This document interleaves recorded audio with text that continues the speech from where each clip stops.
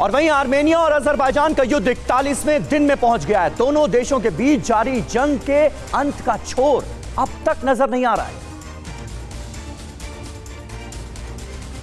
विध्वंसक हथियार और बारूदों से जमीन 41 दिनों से धधक रही है। फाइटर जेट्स की आवाज से आसमान भी थर्रा रहा है। आर्मेनिया के खिलाफ इस्लामिक फ्रंट बन गया। आर्मेनिया के खिलाफ अजरबैजान, तुर्की और पाकिस्तान का जॉइंट अटैक अब भी जारी है। सीरिया, लीबिया और लेबनान के आतंकी आर्मेनिया पर कहर ढा रहे हैं। तुर्की से 3 महीने के लिए आईसिस के 4000 आतंकियों का कॉन्ट्रैक्ट है।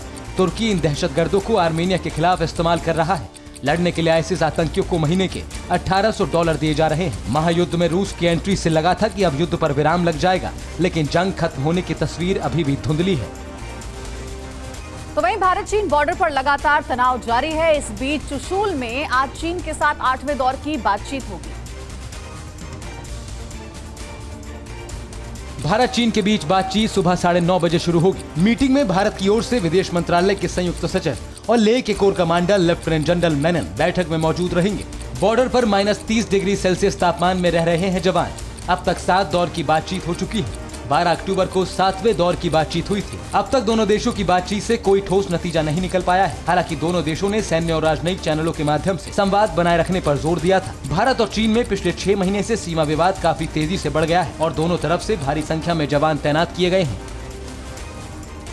और वहीं पुलवामा आतंकी हमले में पाकिस्तानी मंत्री के कबूलनामे के बाद यूरोपियन संसद के सदस्यों ने बहुत तीखी प्रतिक्रिया दी है और पाकिस्तान को लेकर शक जाहिर किया है।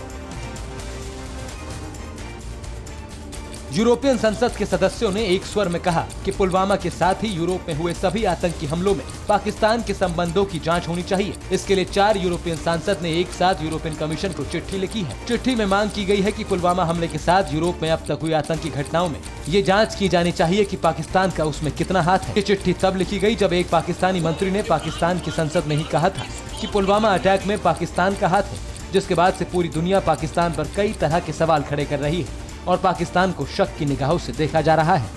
फिक्र आपकी, सोमवार से शुक्रवार रात 9 बजे सिर्फ TV9 भारतवर्ष पर।